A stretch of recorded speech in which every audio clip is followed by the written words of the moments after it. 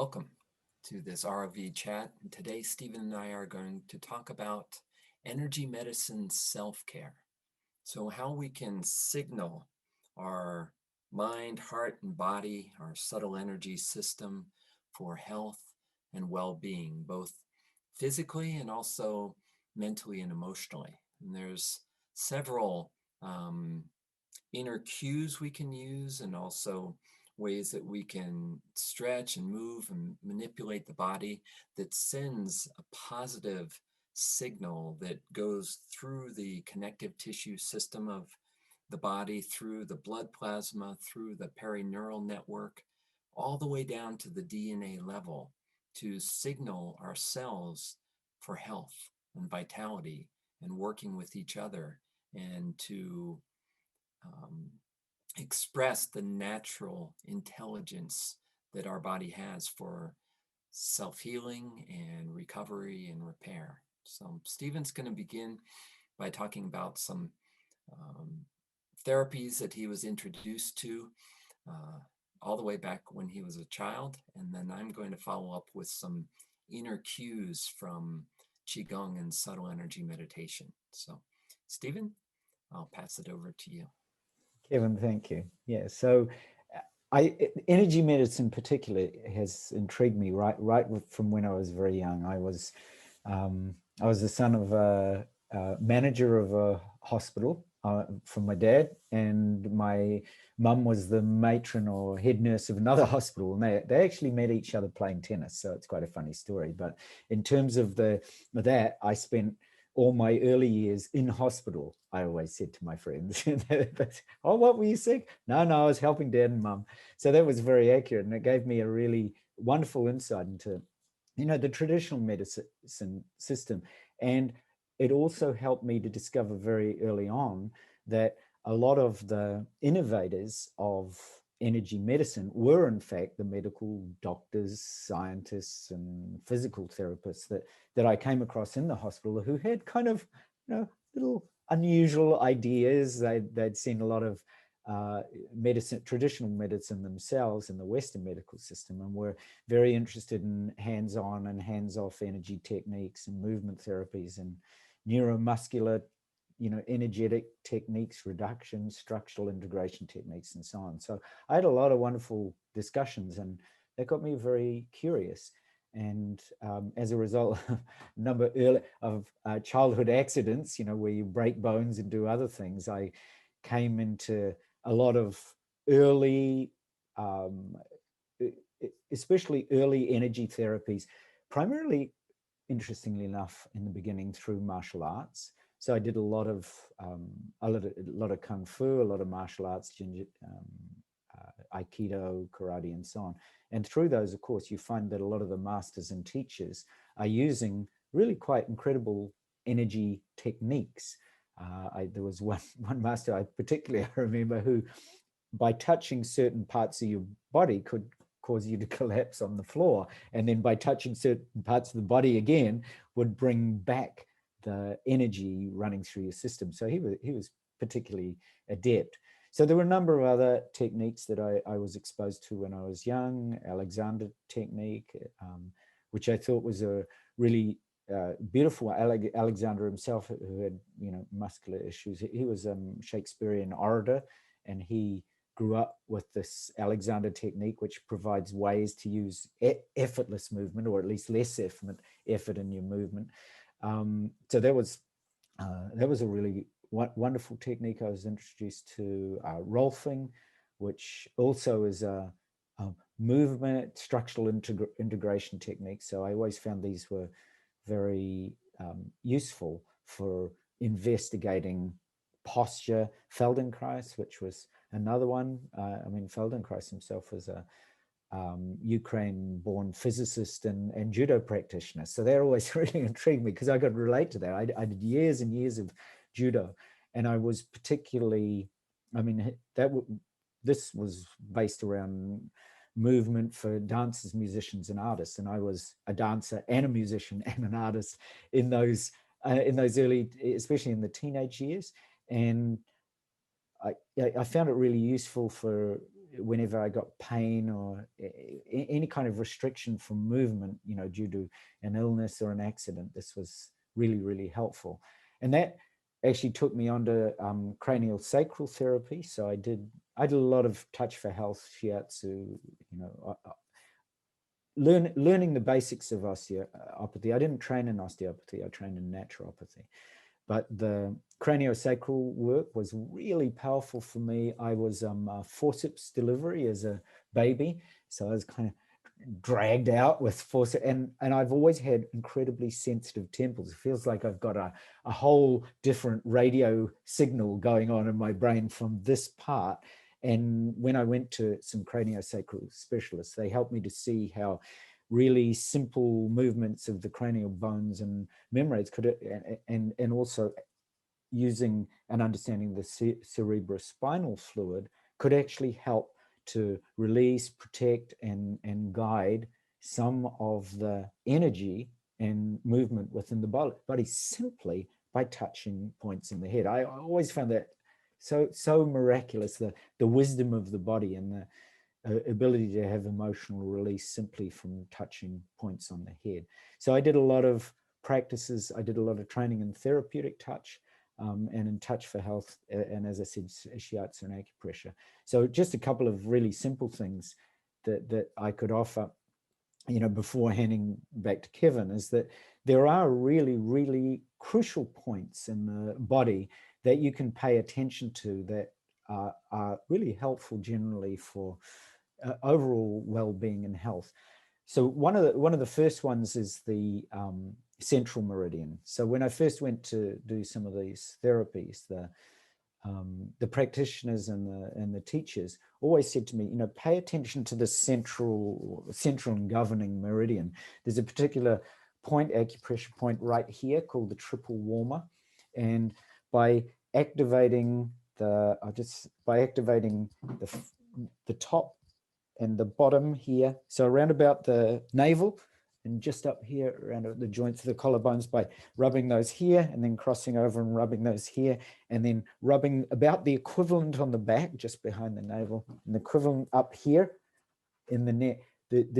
It helps this general health of the central and governing meridian to run. And you can feel it when quite often we don't touch those points of the body, but just by the simple vibration and bringing energy to those points, you start to conduct this electricity, and especially relating to what Kevin and I have spoken about before, the positive terminal and the negative terminal in the body. This helps the energy to run up and down the central meridian. So that's one simple point. The other one is, paying awareness to the hands and the feet. So in the hands have a number of acupressure points. So the head and the brain are related to these around this point. So often if you have sinus complaints or you get headaches, stimulating, suppressing right on the fingernails, right, really working with those energies in the hands to stimulate those acupressure points. And the same with the joints here is for the eyes. They really help. You'll find when you work with your hand massage regularly every day actually helps to stimulate all those initial points that relate to especially the upper area of the body where we store so much stress, especially these days over this last year, where a lot of us have been staring into computers and doing a lot of online work. So you find there's a lot of congestion in the head, and this just helped by regularly rubbing the hands and especially those fingernails helps deal with, head, eye, brain, and sinus. And then when you look at so tension in the shoulders, for example. So the gallbladder meridian is particularly helpful for regulation of that. So gallbladder point 20, which is right at the base of the skull there. So rub it, and you can usually feel that when you rub right at the base of the skull, you can feel all that tension that builds up in the neck where those vertebrae are kind of locked in tight because you've been sitting in a particular position for a long period of time. You just haven't been aware. And the other one is gallbladder point 21, which is right here, middle of the trapezius. So oh, it just feels so good when you rub that, give that a release, because again, you're locked in a certain position. You're just simply not aware of the tension that you've been holding in your shoulders over a long period of time. And the same with the kidney meridian. There's a wonderful point, kidney point one, right down at the bottom of the foot. So I'm going to bring my sock foot up. Oh, that feels good, right? When you get in there, you get right down into the feet and you start to massage around the kidney point right there under the bottom of the foot itself. That those points generally are fantastic. I find I spend time night and morning. I've done these for years, activating those energy points to help stimulate the flow of energy and encourage these winds, channels, nadis, meridians to have a healthy flow of energy through them. So that's just a quick, helpful, practical summary and a little bit of the theory behind it, and how I came to it as a youngster, and how beneficial it's been for me in the flow of energy in this body electric over my lifetime. So Kevin, back to you for a moment. Thank you, Stephen. Yeah, those points are powerful points. And the that kidney point just behind the ball of the foot in the center of the foot, rolling that out on a tennis ball is another great thing that you can do. I actually have tennis balls right by side of my bed. And first thing I do when I get up in the morning is I swing my legs over, put my feet, I have two tennis balls, and just roll the soles of my feet out on those tennis balls. And it's a great way to, most of us don't realize how much tension we store in our feet. And it's a great way to relax the feet and really set the foundation of our posture, which starts in our feet.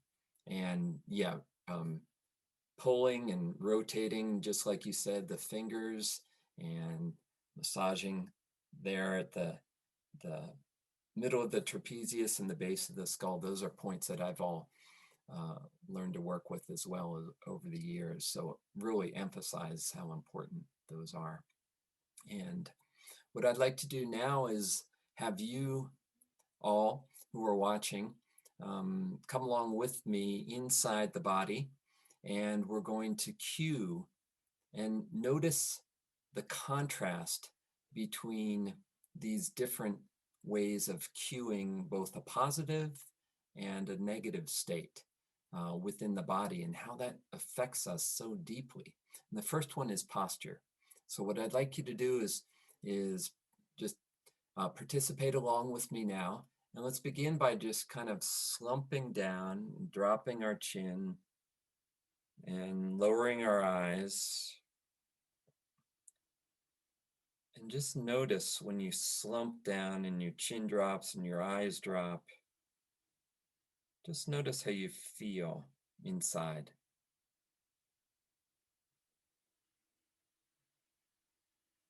Notice what signal that's sending to all your cells.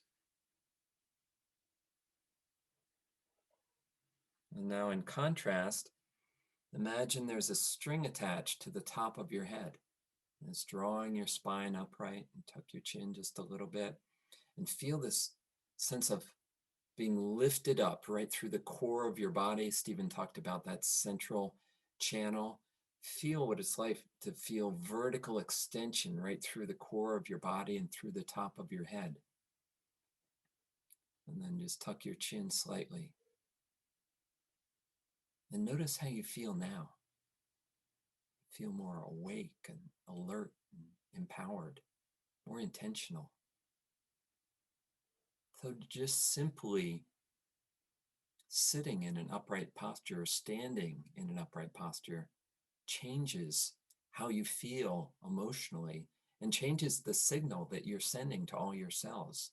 You're telling your cells, I'm an intentional, empowered being here.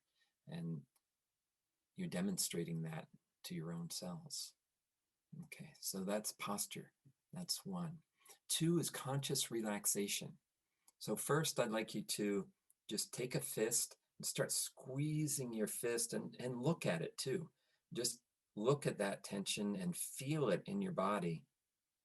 Squeeze hard and just notice how you feel. as you're squeezing a fist.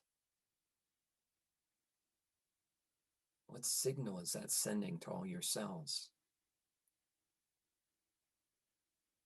And now, very slowly begin to unwind that and just slowly open up your fingers, and then just rest your palm down in the other palm so they're cupped in your lap, and really soften and relax your fingers and your palms. Feel as if they're light, soft like cotton. Soften your hands. Consciously let go and relax. And notice how that feels in your whole body. Simply by relaxing, releasing, letting go, and softening your hands. You're sending that conscious relaxation signal to your whole body.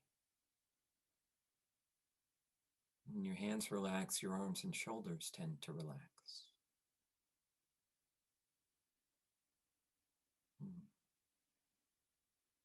That feels nice. Okay, and now third, just for a moment, just put a frown on your face.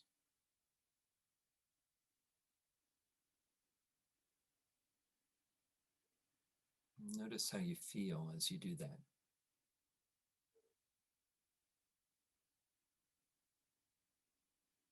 And what signal is that sending to your whole body? And now, put a subtle smile on your lips.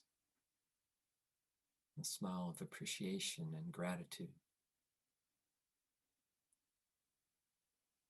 A smile of calm happiness. Simply by smiling, your whole mental, emotional state changes in a moment.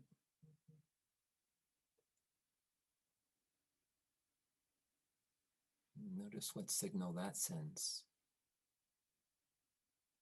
to your whole body.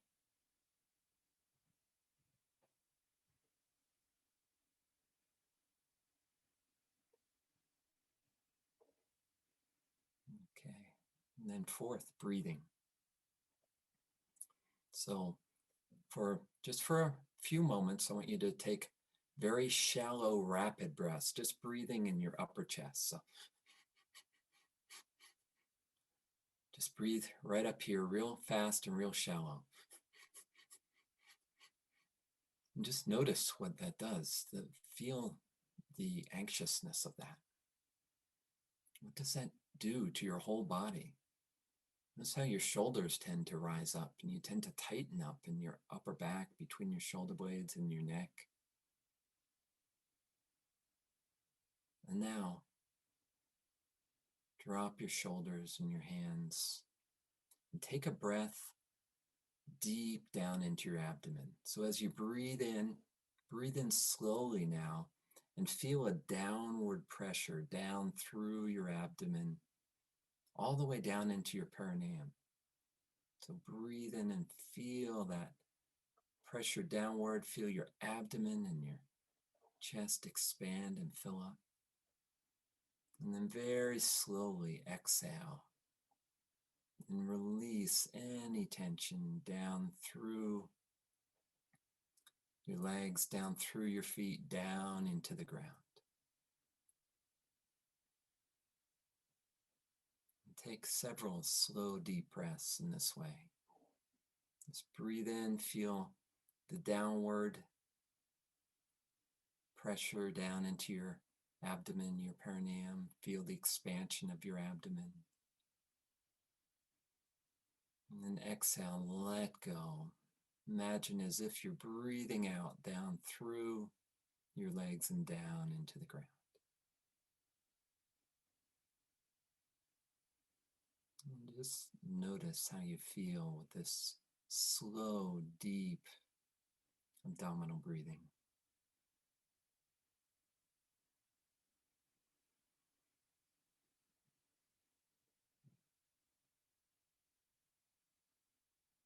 Feels good. So those are 5 ways you can use your subtle energy system, this body, heart, mind intelligence that you have. You can stimulate it and support it through using pressure points and movement, through posture, through uh, deep breathing, through positive emotion. And what was the other one, Stephen? Through breathing positive. I was so deeply engrossed in the, I'm as so soon as I relaxed get now. as soon as I get down to the lower Dantian, Kevin, I'm along with you. Everything is just simply spacious awareness. My, I love Good. that. There was so going backwards. You did the breathing, So we did posture, then we did conscious relaxation. conscious So relaxation. softening the hands. Yeah. And then we did the inner smiling and the deep breathing. Yeah. I love that, Kevin. There is definitely an art to spacious awareness. Over the years, I think we've been so familiar with dropping and sinking into that restful space that to go back up into the mind and engage with the concepts is really pretty funny sometimes. I think that's a Exactly. beautiful. Yeah. Get so relaxed so fast. You're just like, ah, what were those? What's that list again? That was wonderful. I was in a group the other day where we were sharing some beautiful things, and one of the wonderful practitioners on it, she said, we were asking her to explain something. She said, "Well, it's like I can't find any words," and it was just so beautiful. It was exactly she expressed the heart for all of us of really what happens when we drop out of conceptual awareness and we're in a space, an ungraspable and unfindable space. And so sometimes to come back into this the conceptual reality, even for the guider, is sometimes quite an effort in some senses. So I think that was a beautiful example of yeah, being spacious awareness when it's probably not necessary to say anything at all, because you always guide it so beautifully. That's the thing for me is I had to think for a moment. Yes, what were those concepts?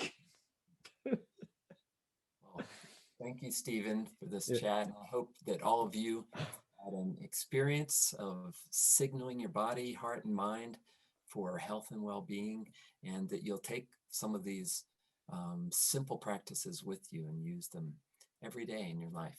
So thank you all for your practice. thank you deeply.